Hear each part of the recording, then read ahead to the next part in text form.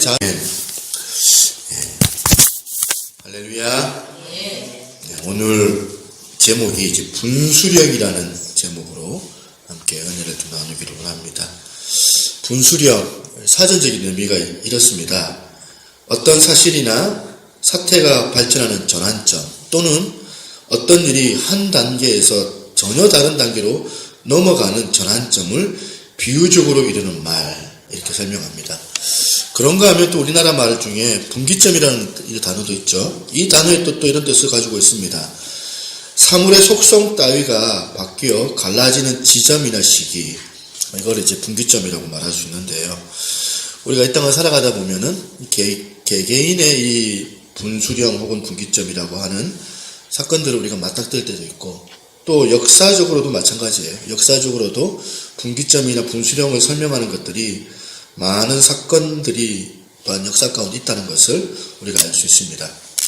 예를 들자면 사도 바울 같은 경우에 이 다메섹 도상에서 부활하신 주님을 만났던 그 사건, 이 사건은 이 바울의 가치관과 전생애를 완전히 뒤집어 놓은 이 분수령, 분기점이라고 말할 수 있는 이런 사건이지 않을까 생각을 해봅니다. 또 우리나라 역사에도 이런 분수령 같은 사건이 있죠.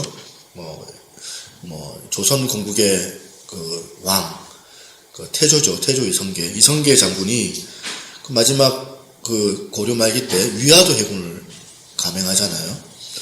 만약에 위화도 해군이 없었다면 우리나라 역사가 완전히 뒤바뀌어지지 않았을까? 아예 조선시대 자체가 없어지지 않았을까? 이런 생각도 해봅니다. 저도 개인적인 분수령이 있지 않을까 생각을 해봤어요. 나의 개인적 분수령이 뭘까? 누군가가 이렇게 물으신다면 저는 그런 것 같아요. 이 정관 신도시에 8년 전에 이 교회를 개척한 이 사건, 이것이야말로 저 개인적인 분수령이 되는 것 같아요. 저 스스로 그 인생의 분기점을, 이 인생의 분수령을 어떻게 보면 결단이라고 생각하거든요. 위대한 결단이라고 말씀드릴 수 있는데, 그렇다면 여러분들은 어떠하느냐는 거예요. 여러분들 사건 가운데 이런 분수령이나 분기점 같은 그런 사건이 있었는지 저는 모르겠습니다. 제가 왜 말씀을 이렇게 시작하냐면, 방금 우리가 읽었던 사도행전 1장 우리 6절부터 14절까지가 이 말씀이 기독교 역사에 있어서 진짜 중요한 분수령, 분기점이다라고 이렇게 말할 수 있기 때문입니다. 오늘 본문이 가만히 보면 어떤 내용을 담고 있습니까? 사도행전 1장 예수님께서 부활하시고 승천하시는 그 장면 가운데 이 제자들이 이제 더 이상 이 예수님과의 그 만남이 이제 이루어지지 않을 수밖에 없는 상황에 있게 되었습니다. 제자들의 상태가 어떨까요? 아마도 이 제자들이 얼마나 마음이 불안하고 두려움이 임했을까 생각을 해봅니다. 사도행전의 이 제자들의 이 두려움이 사복음서에 보면 우리가 나와 있기 때문에 그렇습니다. 사복음서에 예수님과 함께 다녔던 이 제자들이 예수님이 자리에 빠지면은 아무것도 아무런 능력도 행하지 못하는 그런 오합지졸의 그 모습을 보여주는 게 이 제자들의 모습이었거든요. 무기력하기 짝이 없고, 그리고 보면 아무것도 할 수 없는 무능력한 사람들이 제자들이었는데, 그 대표적인 일례가 우리가 잘 알고 있는 마태복음 17장에 나오는 예수님께서 이제 변화산 사건 가운데 그 이후에 이 귀신 들린 아이를 고치는 그 장면에서 나올 수 있습니다. 예수님께서 이 제자들 가운데 베드로, 요한, 야고보 이 세 제자만 데리고 이 변화산에 올라갔다가 내려오셨는데, 그 사이에 예수님이 빠졌던 그 나머지 제자들이 사실은 말로 다 할 수 없는 이런 부끄럽고 수치스러운 이 자리에 빠지게 되었다는 것 아닙니까? 어떤 상황인가 가만히 보니까 마태복음 17장 15절에서 16절입니다. 15절에 보니까 주여 내 아들을 불쌍히 여기소서. 지금 아버지가 와서 자기 아들을 고쳐달라고 좀 하소연하면서 뭐라고 얘기하냐면, 그가 간절로 심히 고생하여 자주 불에도 넘어지며 물에도 넘어지는지라 내가 주의 제자들에게 데리고 왔으나 능히 고치지 못하더이다. 무슨 말이에요? 예수님이 빠져버리니까, 예수님이 안 계시니까 이 제자들의 모습이 이 모습이에요. 아무것도 못하고 이렇게 무기력한 모습을 보여가지고 이렇게 부끄러움에 빠져버린 사람들이 바로 이 제자들인데, 이제 예수님이 이제 승천하시고 나면 더 이상 이 제자들과 함께 하지를 않아요. 더 이상 함께 계시지 않는 이 일에 제자들에게 말로 다 할 수 없는 불안하고 두려운 그런 어떤 상황 아니겠습니까? 예수님 있어야 우리가 뭐 또 이렇게 할 수 있는데, 예수님도 빠져버리면 우리는 어떻게 될까? 그렇게 불안하고 있는 이 제자들에게 예수님께서 1장 8절로 통하여서 이 대안을 주시잖아요. 사도행전 1장 8절 9절 우리 같이 한번 읽어볼까요? 오직 시작. 오직 성령이 너희에게 임하시면 너희가 권능을 받고 예루살렘과 온 유대와 사마리아와 땅끝까지 이르러 내 증인이 되리라 하시니라. 이 말씀을 마치시고 그들이 보는데 올려가시니 구름이 그를 가리어 보이지 않게 하더라. 제가 이 본문 이 말씀을 기독교 역사 가운데 분기점이라고 말할 수 있는 이유가 뭐냐면, 지금 이 제자들 앞길에 두 가지 갈래가 인생극장처럼 지금 놓여 있는 거예요. 더 이상 예수님이 존재하지 않는 이 땅에서 이제는 예수님의 그 영향을 받을 수 없는 이 상황에서 아까 맺기로 이 변화산 같은 이런 제자들이 부끄럽고 수치스러운 자리에 빠져가지고 완전히 예수님이 없는 그런 부재 상황에서 영적인 암흑기를 계속해서 연결해 나가든지, 첫 번째가. 두 번째가, 아니면 예수님의 그 대안에 이렇게 순응해서, 결단해서 예수님이 주신 그 약속에 의해서 새로운 차원의 영적 부흥을 맞이하든지, 이 두 갈래 길이 제자들에게 놓여 있었다는 거잖아요. 그런데 이 제자들이요, 그래도 위대한 게 뭐냐면 이 분기점 가운데서 진짜 위대한 결단 내립니다. 저는 이 위대한 결단이라고 저는 이렇게 표현하거든요. 위대한 결단. 저는 오늘 여기에 있는 여러분들에게 이와 같이 말씀을 듣는 가운데 이런 위대한 결단이 여러분들 가운데 주어지는 일들이 있기를 소망합니다. 오늘 제자들이 했던 일이 뭔가 가만히 보니까, 어떤 결단을 내린가 가만히 보니까 사도행전 1장 14절이에요. 14절에 보니까 여자들과 예수의 어머니 마리아와 예수의 아우들과 더불어 마음을 같이하여 오로지 기도에 힘쓰더라. 마지막 구절, 오로지 기도에 힘쓰더라. 이 구절을 보세요. 그 상황에서 제자들이 보여주었던 한 구절이 바로 이 기독교 역사를 완전히 뒤집어 놓았다고 저는 생각을 합니다. 이 구절 때문에 기독교 태동의 모체가 여기서 일어나게 되었고, 성령님의 강한 역사와 초대교회의 부흥으로 연결된 시발점이 바로 여기에 있다는 겁니다. 가만히 여러분 사도행전을 보면 이런 모습이 계속해서 반복되듯이 나와요. 1세기 초대교회가 늘 위기가 찾아오면 그 가운데 그 중심이 뭐였냐면 오로지 기도에 힘쓰더라. 의 정신에 그 위기를 극복하고, 또 교회가 막 순조롭게 순탄하게 가다가도 문제가 또 딸랑 찾아오면 또 다시 오로지 기도에 힘쓰더라. 이 정신이 계속 거듭거듭 반복하고 있는 게 사도행전이더라는 거예요. 예를 들어 한번 볼까요? 사도행전 6장에 보시니까 6장에 예루살렘 교회가 위기를 맞이합니다. 성도들이 갈등이 생겨가지고 두 갈래로 나눠집니다. 첫 번째 히브리파 가부, 그리고 헬라파 가부, 이 두 파로 나눠져가지고 사도행전 6장 1절에 보세요. 그때에 제자가 더 많아졌는데 유대인들이 자기의 가부들이 매일의 구제에 빠짐으로 히브리파 사람들을 원망하니, 지금 헬라파 가부하고 히브리파 가부가 나눠졌는데 보니까 사소한 일로 서로가 서로를 원망하는 이런 일이 교회 안에 벌어진 거예요. 사실 여러분, 교회를 개척을 해보니까 이 별것도 아닌 일로 교회에 어마어마한 진리 문제로 막 갈등을 하고 갈라지는 거는 별로 교회에 잘 없어요. 사소한 문제로 누군 죽어, 누군 안 죽어, 이 마음 때문에 마음이 상해가지고 갈라지는 상황이 생기는 거예요. 그때 이 지도자들이, 사도들이 이런 상황 가운데 얼렁뚱땅 그냥 막 덮어보고 넘어가 버리고 또 이걸 막 정치적으로 이용해가지고 이걸 풀어보려고 하고, 그랬으면 막 당장에 막 이 교회가 이제 예루살렘 1교회와 예루살렘 2교회로 갈라졌을 거예요. 그런데 이런 위기를 경험하고 있을 때 사도들이 놀라운 결단을 내리잖아요.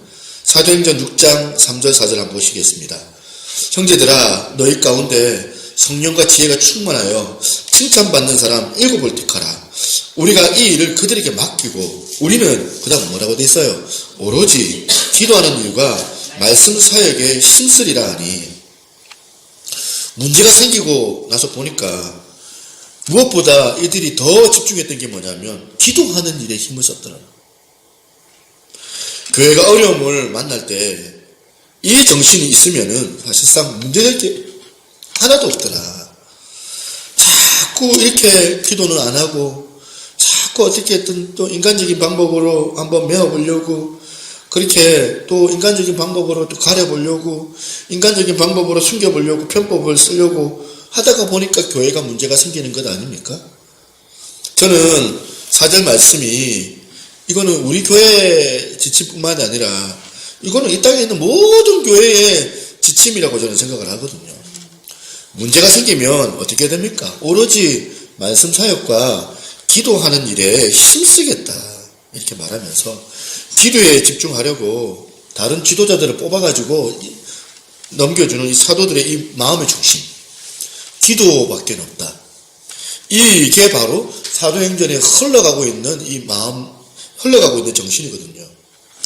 또 다른 예가 있습니다. 또 다른 예가 뭐냐면, 사도행전에 또 다른 차원의 위기를 지금 이제 교회가 지금 맞이하고 있는데, 이 예루살렘 교회의 목사였던 베드로하고 요한이 지금 포박을 당해가지고, 지금 협박을 당하고, 지금 이제 재판소에 끌려가 있는 그런 상황입니다. 그러니까 이에 대한 반응을 한번 보십시다.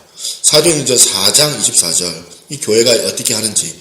그들이 듣고 한 마음으로 하나님께 소리 높여 이르되, 지금 어떻게 해요?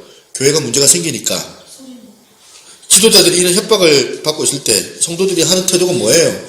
전 성도가 합심해서 기도를 하고 있는데 그 기도의 내용이 진짜 놀랍습니다. 사도행전 4장 29절 30절 보시면 이런 말씀이 있죠.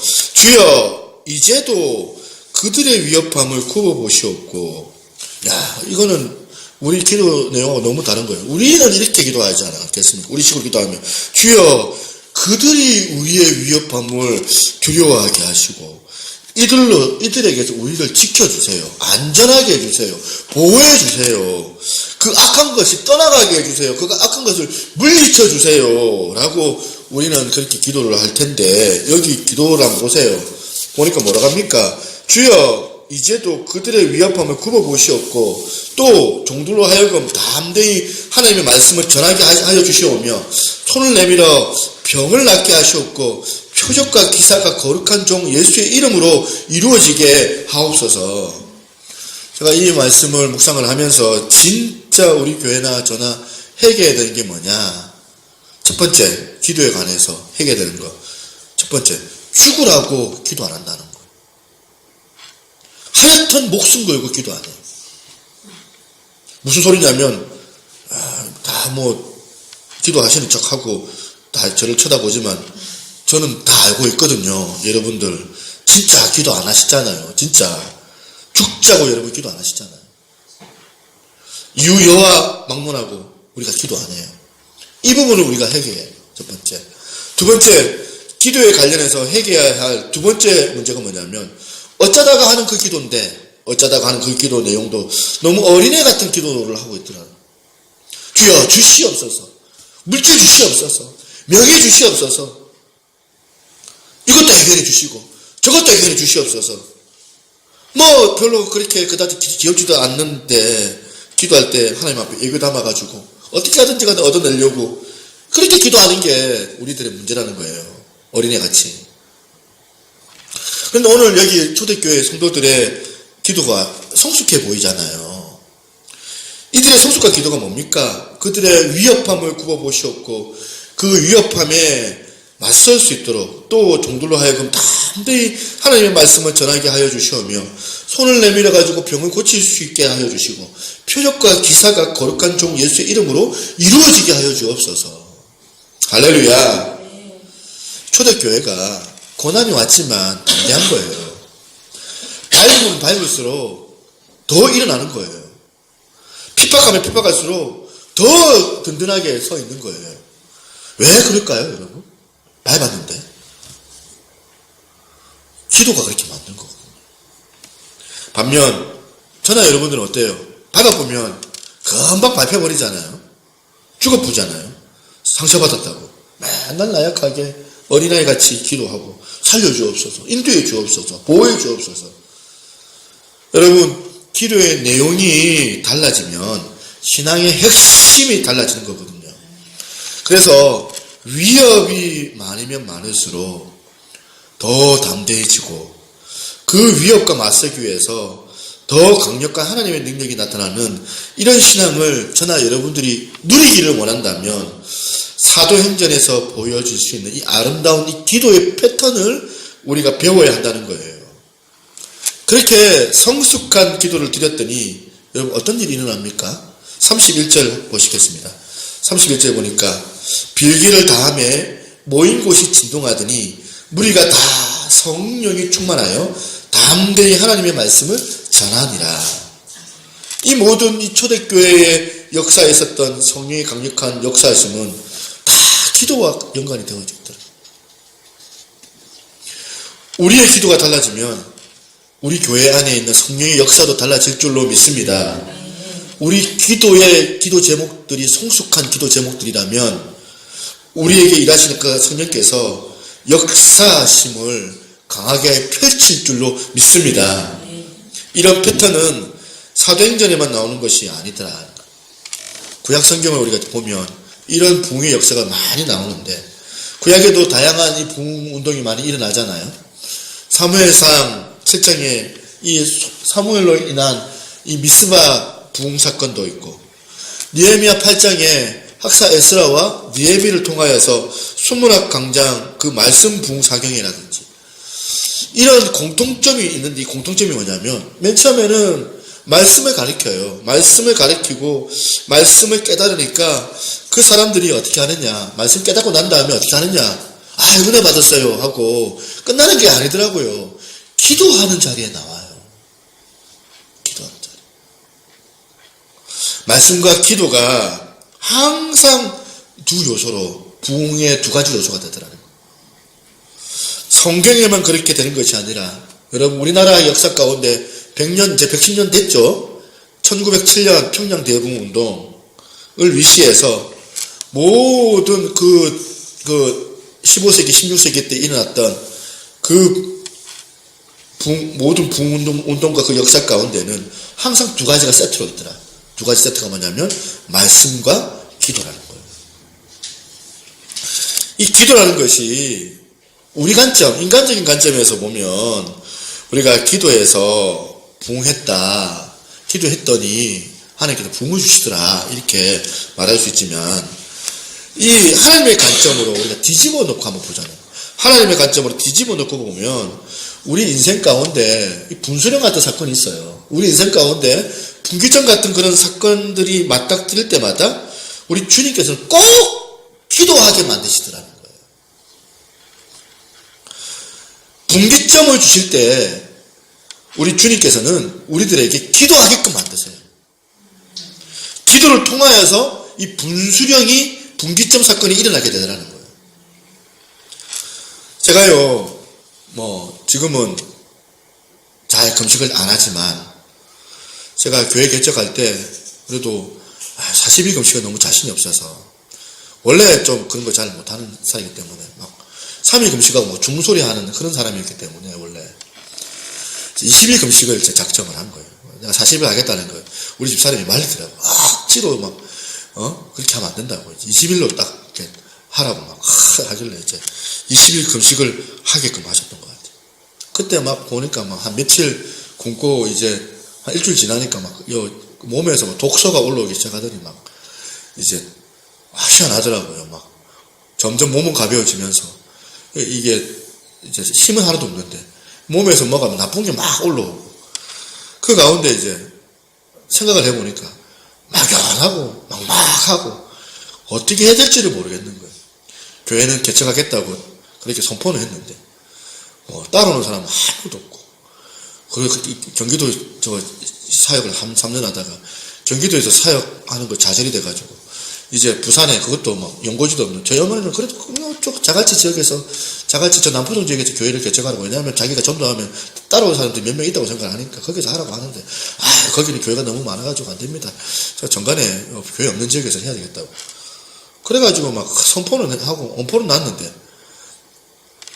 막막한 거죠. 주어지는 건 하나도 없고 뭐 변화되는 건 하나도 없고 개인적으로는 막 피말리는 시간 20일 금식하고 그 다음 20일 또 보시고 또 하게 하시고 그 이제 교회를 개척 이제 설립 예배를 드리고 난 다음에 한 3개월이 지나는데 그 하루하루가 사실은 저한테는 하루가 1000년 같았거든요. 좀 하루가 1년 같더라고요. 진짜 3년 지나니까 한 3년 지난 것 같아. 이제 마음이 폭삭 늙어가지고 이거 보면 뭐 예배를 드리면 오는 사람도 없고 단지로 오는 사람도 없고 얼른 도망가기 바쁘고 그래가지고 이래가지고 언제 한 사람 등록하겠노? 어린아이 애들이나 전도나 해야 되겠다 이런 마음이 들어서 애들 전도를 그때부터 시작했던 것 같고 그러면 됐던 게 뭐냐면 기도 안 하게끔 하지는 않으시더라고요. 기도를 할 수밖에 없게끔 저절로 기도 무에서 유를 창조해야 되니까 얼마나 힘들겠습니까? 그래가지고 제가 그래도 하나님께서 은혜를 주시더라고요. 조금씩 이렇게 소위 말해서 한 방울씩 이렇게 떨어뜨려 주시는데 이 참 하나님께서 이 만나 매출하기 사건이 나한테 주어지는구나. 하루하루 연명하게끔 만드는 희망 주실 거면 정말 좋은 표현은 아니지만 좀 기마이 좀 해주시지. 기마이를 좀 해주시지. 왜 이렇게 막 조금씩 찔끔찔끔 그렇게 으시다가 주시는지. 분명한 건 우리 하나님께서 인간이든지 교회든지 역사에든지 이런 분기점이 일어날 때마다 반드시 그 사람을 기도하게끔 만드시더라고요. 기도를 통해서 일하시게끔 만드시더라고요. 여러분 여기서 반성할 게 여기 하나 있는데요. 사실 여러분 인생 가운데 얼마나 많은 분기점 같은 사건, 분수령 같은 일들이 놀라운 일들이 많이 벌어졌을까. 얼마나 많은 일들이 있었을 텐데 여러분들이 기도를 안 해가지고 못 누린 게 한두 가지겠습니까? 기도는요 우리 인생의 분기점을 일으키는 도구인 줄로 믿습니다. 자 그렇다면 여기서 이런 질문이 가능하겠네요. 도대체 기도가 뭐길래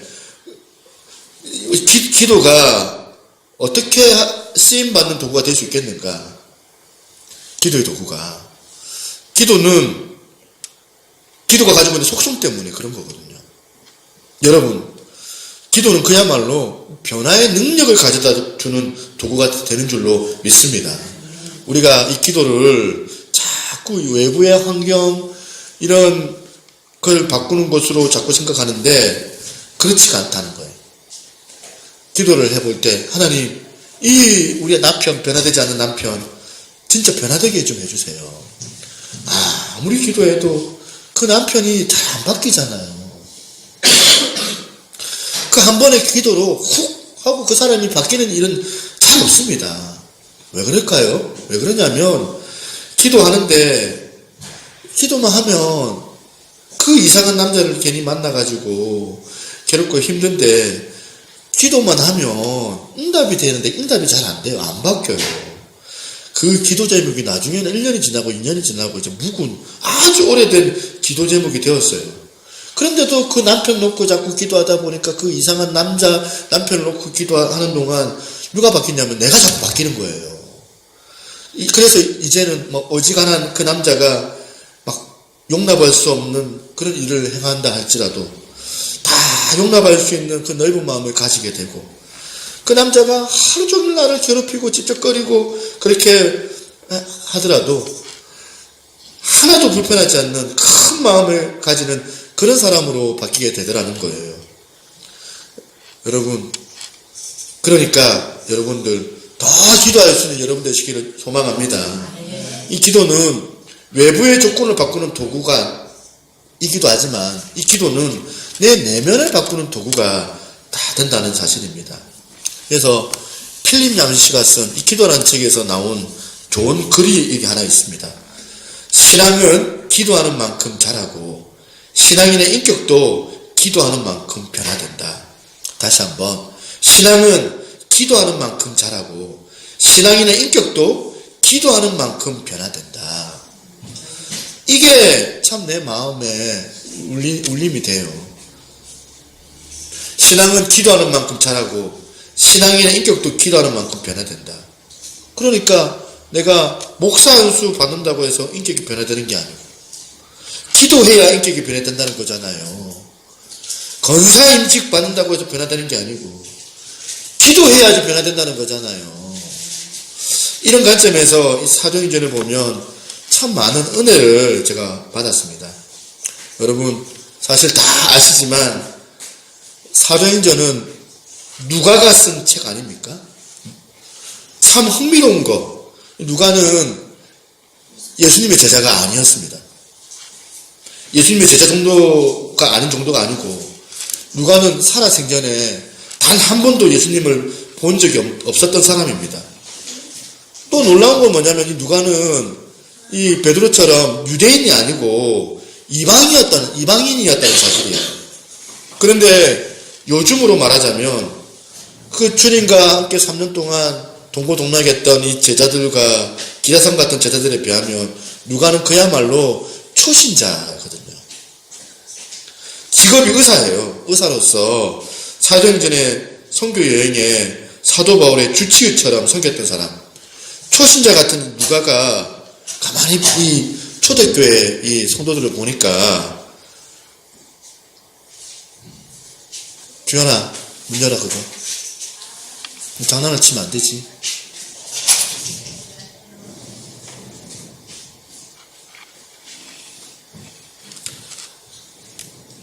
우리가 인격이 변화되고 가정이 변화가 되는 그런 역사가 일어나니까 초신자 의사 누가가 놀라는 거예요. 어떻게 이런 일이 가능하냐. 의사니까 얼마나 이런 어떤 계산력과 이 분석력이 있었겠습니까? 분석을 해보니까 자기가 발견한 게 뭐냐면 초대교회 역사는 기도다. 기도가 원입니다. 기도 중에 그러면서 이 누가가 예수님의 기도는 뭘까? 예수님의 기도를 닮은 그들이 이 사도들이 초대교회의 능력의 원동력이 되었다는 것을 발견을 한 거예요. 그래가지고 누가가 쓴 책 사도행전 말고 여러분 더 하나 있는 거 아시죠? 네? 여러분 알 수밖에 없도록 제가 질문 하나 던질게요. 누가복음은 누가 기록했습니까? 예. 다 아시네요. 예. 누가 기록했습니다. 누가복음하고 사도행전하고 이 누가가 기록한 책인데요. 이 누가복음의 특징이 뭡니까? 사복음서를 가만히 보면 여러 가지 예수님의 행적이 각각 다르게 지금 쓰여져 있는데 특히 이 누가복음은 예수님의 기도 생활, 기도하는 그 모습이 너무나도 많이 나와 있는 그런 복음서예요. 다른 복음서에는 생략되어져 있는 누가복음에만 기록된 예수님의 기도하는 그 모습이 나와요. 누가복음의 특징은 뭐냐? 기도하는 예수님의 모습과 그럼에도 절대로 기도 안 하는 이 제자들의 모습이 대비가 되고 있는 게 누가복음입니다. 그런가 하면 사도행전에 가면 드디어 예수님 제자들이 분기점 같은 사건, 분수령 같은 사건을 만나잖아요. 분수령 이 분기점 사건 가운데 기도하는 일로 통하여 강력한 이 성령님을 경험하고 이 제자들이 예수님에게 배운 기도를 행함으로 말미암아 이 놀라운 기적의 역사를 경험하게 되더라. 이 사도들이 행한 기도가 기록된 곳이 바로 사도행전이더라는 거예요. 여러분 뭘 알 수 있는지 눈치 빠른 분도 아시죠? 기도가 사도행전이 다이나믹하고 그 놀라운 변화의 원동력이었더라. 그래서 이제 이런 사도행전의 정신을 인식하고 정말 저와 여러분들이 기도해야 되겠다. 이런 관심을 여러분들이나 저나 가져야 되거든요. 우리가 기왕 기도하려면, 기왕 능력 있는 기도를 하려면 어떻게 하면 좋으냐. 두 가지. 첫째, 방언으로 1시간 매일 기도해라. 두 번째, 40일 금식을 한 번 하면 된다. 이게 아니고 두 가지가 있어요. 첫 번째 뭐냐면, 능력 있는 기도를 우리가 하려면 인격체 대신 하나님을 인정해드리는 행위로 우리가 이 기도를 이해해야 된다. 여러분, 수능 당일날 보면 기도하는 일들이 많죠. 기독교만 기도하는 게 아니더라고요. 불교도 기도하고. 기도는 모든 종교에 다 있습니다. 불교 신자들은 우리가 하는 기도하고 비교를 해보면 그 정성이 비교가 안 돼요. 우리는 그냥 앉아가지고 그냥 까딱까딱 눈 감고 까딱까딱 거리는 게 기도인데, 거기서는 막 섰다가 일어섰다가 앉았다가 그다음에 관절 다 나가고 정성 들여가지고 그렇게 기도를 하는 게 불교예요. 어떤 할머니는 다 새를 보고 합장 기도를 다 이렇게 그것도 딱 오전 7시쯤 돼가지고 7시에 딱 나가지고 다 정성을 모아서 기도를 하고, 달 보고 빌고 나무 보고 빌고 물 떠다 놓고 정한수 떠다 놓고 싹싹 빌고, 이게 다 종교마다 모든 종교에 이 기도가 다 있더라는 거예요. 그런데 모든 종교의 기도 형태가 다 똑같아요. 주시 없어서. 그런데 여러분, 이 다른 종교하고 다르게 기독교만의 기도의 독특성이 뭘까요? 우리는 하나님께서 인격이시기 때문에 그분과 사귈 수가 있어요. 교제를 맺을 수가 있다는 거. 그런데 모든 종교는 다 기도하지만 자기 신과의 교제가 없어요. 달 보고 기도는 하지만 교제가 없고요. 나무 보고 빌지만 인격적인 교제를 할 수 없다는 것은 그들도 다 알고 있는 사실이에요. 왜? 얻기 위해서 빌 뿐이지 그 이상의 기대감이 없는 거예요. 그 이상의. 그런데 우리 하나님은 인격을 가지신 존재예요. 우리와 교제하기를 주님은 원하세요. 모든 인격을 가진 존재는 자기를 다 존중해 주기를 원하잖아요. 그래서 하나님께서도 마찬가지시거든요. 우리가 하나님을 인정해 드립니다. 우리가 하나님 앞에 많은 죄를 짓고 우리가 설 때가 있는데, 성적으로 죄를 짓고 거짓말도 하고 남을 해하기도 하고 모든 죄를 짓지만 그 많은 죄들 가운데 하나님의 관점에서 가장 악한 죄가 뭘까요?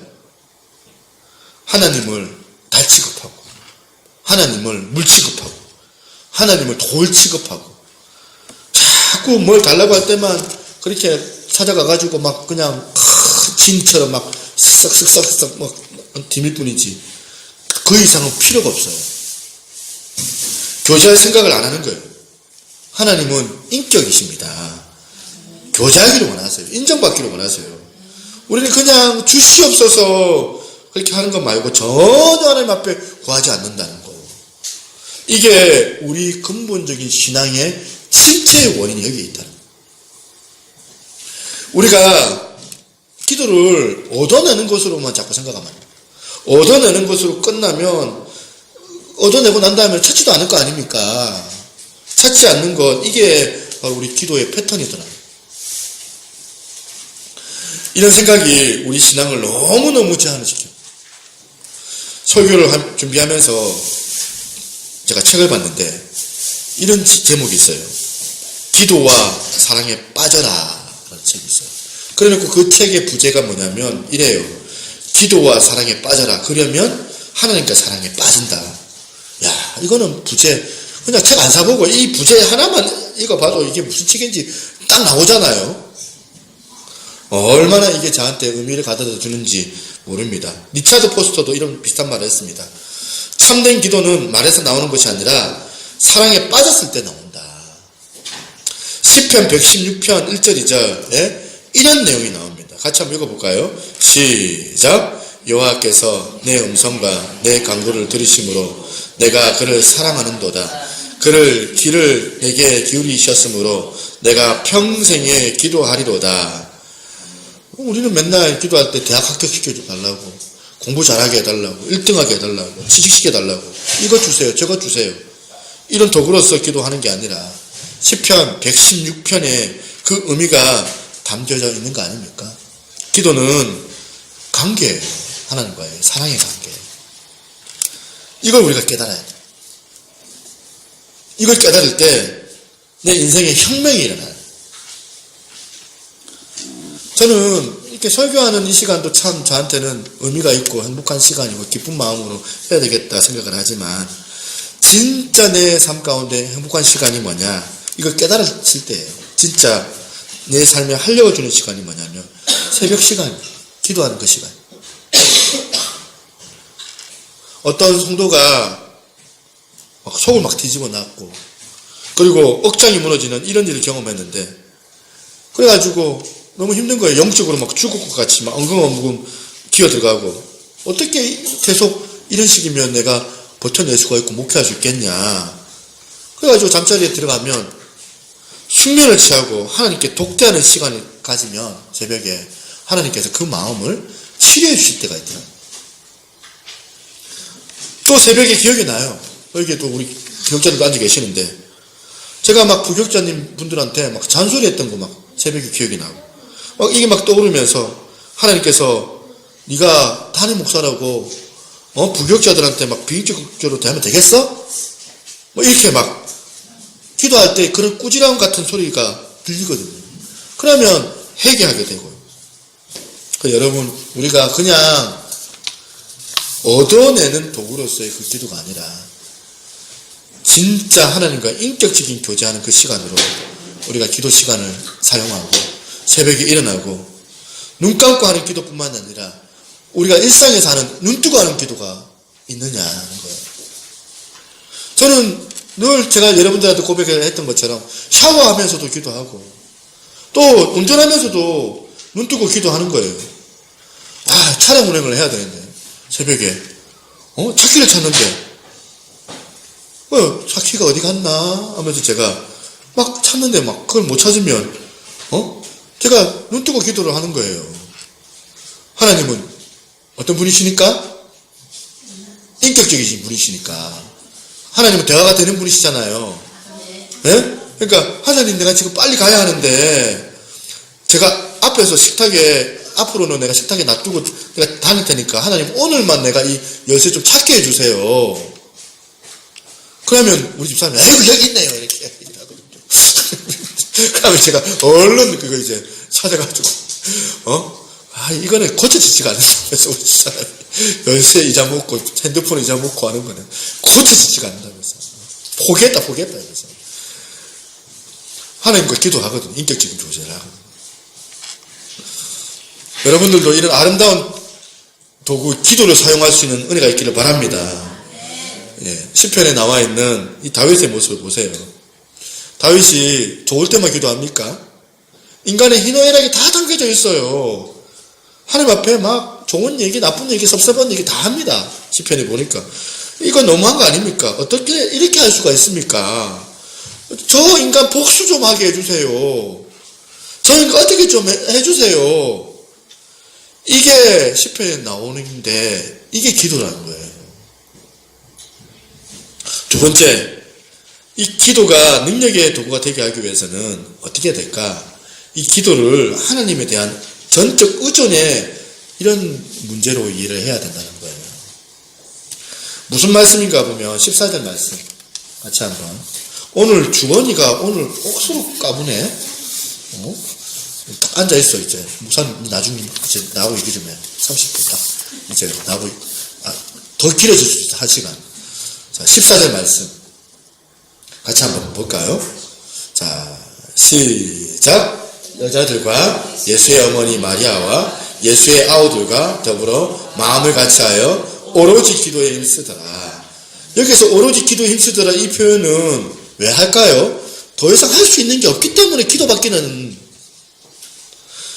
그러니까 이 제자들이요, 기도 말고는 지금 이 상황에서 아무것도 할 수 없는 상황이기 때문에 기도에 오로지 힘쓸 수밖에 없을 정도로 나는 전적으로 하나님을 의지할 수밖에 없겠구나. 이걸 이해할 수 있는 사람만 할 수 있는 게 기도예요. 자기 좀 한다고, 자기 좀 실력이 좀 있다고, 교만해가지고 기도도 안 하고 막 자기가 하려고 하는 경우가 있죠. 우리나라 기독교가 처음에 들어왔을 때 술과 담배가 금지였어요. 그런데 이게 성경에 술 금지, 담배 금지 하는 이야기가 아니고 괜히 우리나라 그 기독교 초기에 그 선교사님들과 이 지도자들이 합의를 본 거예요. 한국 교회는 술, 담배 금지. 이게 어릴 때 가만히 생각해 보니까 진짜 이거는 야속하더라고요. 괜히 술 못 먹게 해가지고 대학 가가지고 보면 다른 친구들은 다 술 마시는데 참 불편한 게 한두 가지가 아닌 거예요. 더군다나 제가 목사가 돼가지고 설교 준비를 할 때 집중을 해야 되는데 여러분 설교가 우리 집 사람은 막 탁탁탁 막 순풍순풍 나오는 줄 알아요. 근데 어떨 때는 진짜 이 문장 하나 때문에 1시간을 씨름할 때가 있거든. 문장 하나 때문에. 아예 안 풀리는 거예요. 안 풀리고 문장 하나 때문에 안 풀리고 막 씨름을 할 때 이게 나올 것 같은데 이게 나올 듯 말 듯 풀릴 듯 말 듯 너무너무 답답하는데 가만히 들어보니까 작가들은 이야기 들어보니까 그때 담배 한 대 탁 펴면 아이디어가 탁 오른다는 거예요. 담배 한 대 탁 펴면. 그래서 한 몇 번 생각을 좀 해봤어요. 내가 이렇게 풀릴 듯 말 듯 할 때 이럴 때 담배 한 대 피면 영감이 또 올라가지고 설교가 잘 되면 이거 뭐 하려고 내가 담배를 금지하겠느냐. 그래서 그 담배를 금지하는 것 같아요. 내가 보면 여러분 말씀이 안 풀려질 때 하나님께서 도와주셔야 되는데 담배가 도와주면 되겠어요? 안 되겠어요? 하나님께서 도우신 말고 다른 것이 개입이 되면 그건 다 나쁜 거거든요. 담배의 도움을 받으면 안 되는 거잖아요. 술도 마찬가지예요. 너무나도 우리 교회 교우들 다 좋은 분들인데 100명 중에 그래도 이상한 사람 한 사람 그게 있는 게 목회거든요. 그래서 너무 괴로우면 집에 가가지고 마누라하고 술 한잔 하면서 그 자식 그거 말이야 이민 안 가나 하면서 술 한잔 탁 먹으면서 스트레스 탁 풀면 좋을 텐데 술을 못 하는 거잖아요. 제가 발견한 게 뭔지 아십니까? 여러분 그런 괴로움이 있을 때에 하나님에 의해서 위로받지 못하고 다른 도구에 의해서 도움을 받는 그 시도는 다 악한 거더라. 그래서 술을 못 마시는 게 오히려 저 같은 목사에게 축복이더라는 거예요. 만약에 목사님들한테 술, 담배를 허용했다면 저는 아마 알코올 중독이 돼가지고 제가 설교할 때 코가 막 빨개져가지고 설교를 했을 거예요. 기도는 뭡니까? 하나님 말고 의지할 게 없는, 하나님 말고 의존할 수 없는 상태를 자각할 수 있는 사람만 할 수 있는 도구가 기도라는 거예요. 오늘 우리 각자의 자리에 기도가 일어날 수 있는 은혜가 있기를 소망합니다. 말만 많은 떠들어대는 그런 어떤 교회가 아니고 진짜 기도하는 그런 교회가 되기를 소망합니다. 어쩌면 우리 교회가 오늘 사실은 제가 이 말 본문 준비하면서 기도해야 될 때다 다시 누차나 기도에 대한 강조를 했지만 우리 교회가 정말 기도할 때 우리 하나님께서 힘주신다는 것을 그걸 알고 정말 하나님 앞에 정말 한 사람 한 사람이 다 간절하게 기도로 통하여서 하나님과 관계를 맺고 하나님의 뜻을 이루어 나갈 수 있는 역사가 있기를 바랍니다. 기도하시겠습니다.